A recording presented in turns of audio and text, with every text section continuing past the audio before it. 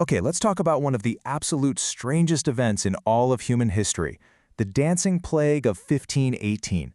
I know it sounds like something out of a fairy tale, but this was a very, very real thing. And trust me, the story of why it happened is even weirder than the plague itself. Just listen to this. This poem from the 16th century really captures the pure strangeness of what went down in the city of Strasbourg. This wasn't a celebration, it wasn't a party, it was a sickness. People were literally compelled to dance, sometimes for days on end, unable to stop, even when they were exhausted and begging for it to end.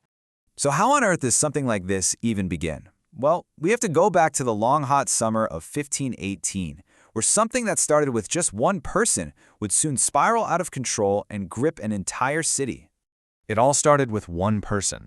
On July 14th, a woman named Frau Trophia walked out into a street in Strasbourg and just started dancing, for no reason.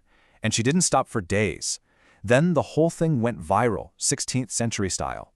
Within a single week, dozens of other people were dancing right alongside her.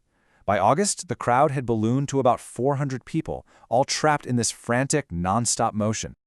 Now, to really get what's going on, you have to put yourself in their shoes. In 1518, the line between the physical world and the spiritual world was incredibly thin. An event this bizarre wasn't just a curiosity. It had to be a message, a sign, or maybe a curse from God. And this is where it gets really interesting, because the city of Strasbourg was basically caught in this massive tug-of-war between two totally different ways of seeing the world. On one hand, you have this supernatural view. This is a curse, a punishment for sin, and only the church can fix it. On the other hand, you have this emerging scientific view. This is a physical illness, something wrong with the body, and doctors should handle it. The city's entire response was shaped by this massive clash of ideas. For a lot of people, especially the religious authorities, the answer was pretty simple. I mean, look at this quote from just a couple decades earlier. Dance itself was already seen as kind of sinful, a tool the devil used to tempt people. So a plague of uncontrollable dancing? Well, that looked an awful lot like divine punishment. So from this point of view, the diagnosis was clear. This was a curse from Saint Vitus, who was actually the patron saint of dancers. The belief was that he would punish sinners by inflicting this dance upon them. So the only cure, logically, was spiritual. They needed masses, they needed exorcisms, and they needed to go on a pilgrimage to a holy shrine dedicated to, you guessed it, the very same saint they believed had cursed them in the first place. But there was a new way of thinking bubbling up across Europe. It was a worldview that didn't look to the heavens for answers, but looked inside the human body itself.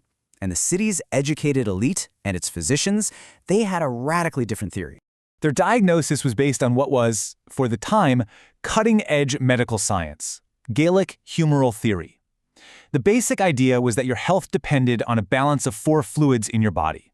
The doctors in Strasbourg decided that dancers were suffering from a physical problem. They had too much hot blood. They believed this was literally overheating their bodies and brains, causing this manic, uncontrollable behavior. Okay, so this led the city council to a pretty logical question. If this is a natural sickness, if the problem is hot blood, what's the cure? And let me tell you, their answer was a truly catastrophic mistake. Yep, you heard that right. More dancing. The logic, as strange as it sounds, was that the dancers needed to keep moving to sweat out the excess heat. If they could just dance it all out, they would rebalance their humors and cure themselves. It was, essentially, a prescription to fight fire with fire. And they didn't just suggest this. They went all in. The city authorities actually cleared out public spaces, they built a big wooden stage, and they even hired professional musicians, drummers and pipers to keep the beat going. But of course, this backfired spectacularly. Instead of curing people, the whole spectacle just encouraged more to join in. The sight and sound of it all seemed to be contagious. Realizing their massive error, they did a complete 180 and banned all public music and dancing in the city. So, the spiritual cures didn't work, and the medical cure was an absolute disaster. What in the world was really going on here? Well, the modern explanation suggests the problem wasn't in their souls or in their blood. It was deep inside their minds. Today, most historians and psychologists believe this was a case of mass psychogenic illness, or what used to be called mass hysteria. This is a fascinating and terrifying phenomenon where widespread psychological stress in a community literally makes people sick. The collective anxiety gets so intense that it erupts into real physical symptoms, even though there's no underlying biological cause. And you have to understand, the people of Strasbourg were living under unimaginable stress. This wasn't just a random dance, it was a reaction. They had been suffering through years of famine. They were terrified of diseases like the actual plague, syphilis, and this horrifying new illness called the English sweat that could kill you in a matter of hours. Society was unstable, apocalyptic fears were everywhere. This was a community at its absolute breaking point. Now, over the centuries, the legend of the dancing plague grew and grew. Later accounts started to claim it was incredibly deadly, suggesting that at its peak, as many as 15 people were dying from pure exhaustion every single day.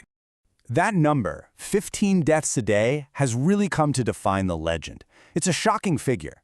But what does the actual historical record from 1518 have to say about it? This is wild. When historians went back and looked at the primary sources, the actual notes from the city council, chronicles written in Strasbourg in 1518, they found something shocking. There is no mention of anyone dying, not a single fatality.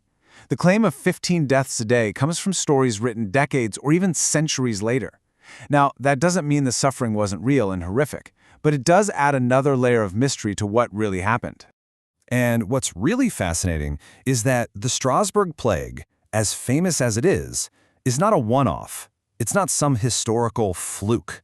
In fact, this strange phenomenon has popped up again and again all throughout history. I mean, look at this list. You have nuns in medieval convents who would suddenly start meowing like cats for hours. In 1962, in what was then Tanginia, a laughing epidemic started by a few schoolgirls spread to over 1,000 people, shutting down schools. And as recently as 2023, reports of mass poisonings in Iranian schools were widely thought to be cases of mass psychogenic illness fueled by anxiety. It's always the same pattern, a community under intense pressure, and that stress just erupts in a physical way. Which really leaves us with a pretty provocative thought, doesn't it? The story of the dancing plague isn't just a weird historical anecdote. It's a powerful and kind of terrifying reminder of the undeniable link between our minds, our bodies, and the societies we live in. And it really forces you to ask, if stress could do that, then what invisible pressures are shaping us now in ways we might not even recognize?